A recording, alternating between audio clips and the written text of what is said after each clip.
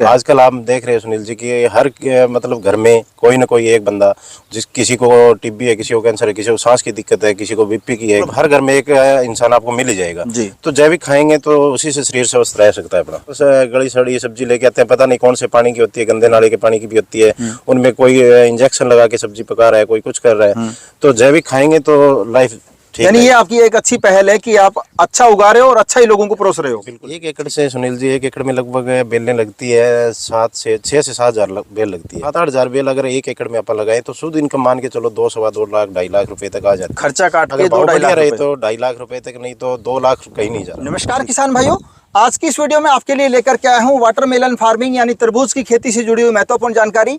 हमारे साथ जो किसान साथी हैं रोहतास जी न्योड़, इनकी पहले भी आपने खूब वीडियो देखे होंगे। इस एरिया के प्रोग्रेसिव फार्मर हैं, हमेशा कुछ नया करने की चाह रखते हैं। तो इन्होंने अब की बार तरबूज की खेती की है बड़े लेवल के ऊपर। इनसे ही जानेंगे तरबूज की खेती में कितनी कमाई की जा सकती है और कितने दिनों में की जा सकती है। भाई साहब नमस्कार। नमस्कार सुनील जी। भाई साहब ये बताइए, तरबूज आपने कब लगाया था? ये अपने पहले सीडलिंग तैयार किया था, लगभग 1-2 जनवरी को अपने तैयार कर दिया झोंपड़ी में। पहले पौध तैयार करनी पड़ती है। पहले पौध तैयार करी, उसके बाद में 10 से 12 फरवरी को अपन प्लांटेशन करिए फील्ड में। यानी 30 से 35 दिन बाद खेत में लगाने के लिए ट्रांसप्लांट के योग्य हो जाती है। हाँ जी, हाँ जी। ठीक है। अच्छा, आपने बेड पे भी लगाया है और मल्चिंग भी कर रखी है। पहले तो ये बताइए इसका क्या कुछ फायदा होता है? मल्चिंग करने से तो एक तो अपनी पानी की बचत होगी, दूसरा खरपतवार भी नहीं उगेगी, घास कम उगेगा। घास कम उगेगा। और ड्रिप से अपना एक तो क्या, इसमें जो भी फर्टिलाइजर आप वगैरह देंगे, जो भी एनपीके वगैरह देंगे, जो भी अपने माइक्रो न्यूट्रिएंट देना है, तो वो पौधे की प्रॉपर जड़ों में जाएगा। ठीक है, यानी कि अपना खर्चा है वो घटेगा। खर्चा घटेगा, पानी की बचत होगी। ठीक है।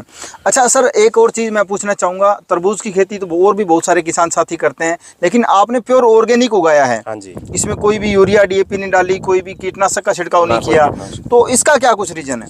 एक तो जैविक आपा खाएंगे तो अपनी वही बात है ना, शरीर भी शुद्ध रहेगा और बीमारियां भी नहीं आएंगी। अच्छा भाई साहब, अब ये बताइए तरबूज की खेती में कितनी सिंचाई यानी पानी की जरूरत पड़ती है? ज़्यादा जरूरत तो नहीं पड़ती ड्रिप से आप करेंगे तो, पर शुरू में जैसे बेल फ्लावरिंग तक होती है उस टाइम तो कम पानी की जरूरत होती है। फ्लावरिंग सेट होने के बाद में, उसके बाद में अपने को थोड़ा पानी वही ड्रिप से देना है। और जैसे फ्लावरिंग सेट हो गई और तरबूज अपना साइज लेना शुरू कर देगा, उसके बाद में जैसे मतलब डेली पे आ जाएगा। पहले 1 दिन छोड़ के, फिर 2 दिन छोड़ के, फिर डेली का आ जाएगा। ठीक है। अच्छा रोहतास भाई साहब, आपने ड्रिप भी लगा रखी है और पीछे मैं देख रहा हूँ स्प्रिंकलर ये भी लगे हुए हैं, तो इसका क्या कुछ रीजन है?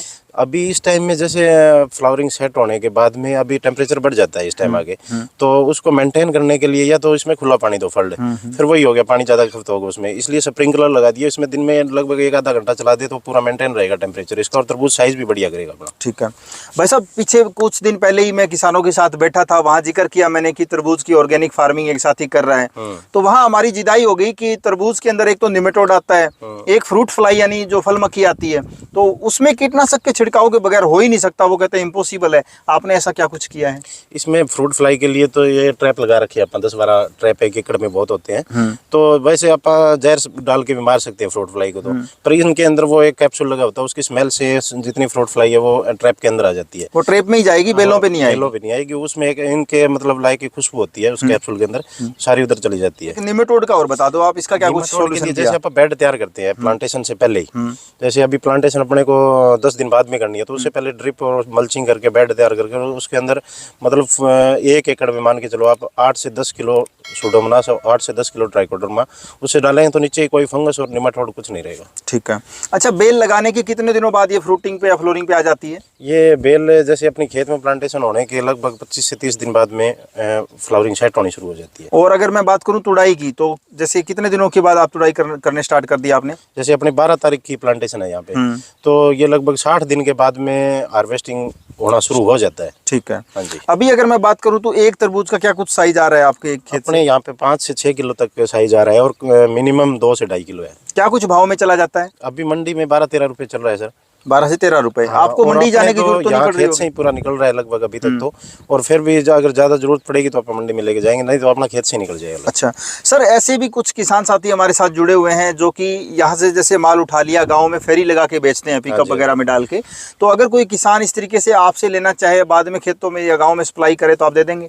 बिल्कुल दे देंगे। जो भी किसान भाई मतलब साथी जो फेरी लगाते हैं गांव में तरबूज के लिए बेचने के लिए गाड़ी लेके जाते हैं, तो वो अपने से ले लेंगे। एक तो ऑर्गेनिक तरबूज, वो जहाँ भी बेच के आएंगे ना, उसे जो लेने वाला ग्राहक है दोबारा पूछेगा जहाँ से पहले लेके आया था वो तरबूज दोबारा लेके दे। मिठास भी बढ़िया गारंटी है जी हमारी। एक बार अपना कॉन्टैक्ट नंबर साझा कर दो। 9812234444 98 122 34 444। अच्छा भाई साहब, मैं ये कहूँ कि अगर अपना प्रकृति साथ दे, ठीक से कोई रोग व कीट ना आए, अपने ठीक मेहनत करें, तो 1 एकड़ से कितनी पैदावार ली जा सकती है? 1 एकड़ से सुनील जी, 1 एकड़ में लगभग बेलें लगती है 6 से 7 हज़ार बेल लगती है। ठीक है। और मैंने तो फिर भी थोड़ी सी हाई डेंसिटी लगा रखी है, 8 साढ़े 8 हज़ार 9 हज़ार बेल है इसमें।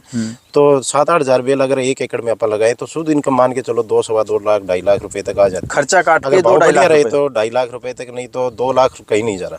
ठीक। तो आप तरबूज लगा करके मात्र 100 दिनों में, यानी सिर्फ 100 दिन की खेती है, और 1 एकड़ से आप 2 से 2.5 लाख रुपए की पैदावार ले सकते हैं। अगर आप ऑर्गेनिक करते हैं ना, तो आपके गांव में ही, आपके खेत से ही बिक जाएगा, आपको कोई मंडी में ले जाने की जरूरत नहीं है। पूरे भारत से लाखों किसान आपको इस वक्त देख पा रहे हैं। आप खेती किसानी से संबंधित या तरबूज की खेती से संबंधित कोई मैसेज उन तक देना चाहोगे?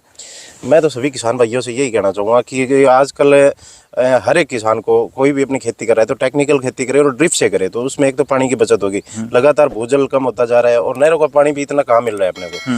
और दूसरा मतलब ऑर्गेनिक करे तो एक तो खुद भी स्वस्थ रहेगा और मतलब जो खाने वाले हैं उसको भी स्वस्थ रहेगा। आजकल इतनी बीमारियां हो रही है। काफी अच्छा मैसेज उन्होंने दिया। एक तो लगातार जो भूजल की समस्या है, नहरों में पानी अपने को टाइम पे मिल नहीं रहा, तो ऐसे में अगर अपने ऐसी तकनीक अपनाएं जिससे पानी की खपत जो है कम हो और पैदावार ज़्यादा मिले, तो आपको ड्रिप फार्मिंग या स्प्रिंकलर इरिगेशन की तरफ आना चाहिए। और दूसरा इन्होंने बताया कि ऑर्गेनिक उगाएं, स्वस्थ खाएं, तो आप भी स्वस्थ रहेंगे और खाने वाले जो अदर उपभोक्ता हैं उनको भी इसका लाभ मिलेगा। किसान साथियों, उम्मीद करेंगे भाई साहब ने जो अपने को जानकारी दी आपको पसंद आएगी। अगर आपको ये वीडियो अच्छा लगे तो इसे लाइक, शेयर और जाने से पहले चैनल को सब्सक्राइब जरूर करें। भाई साहब धन्यवाद। धन्यवाद।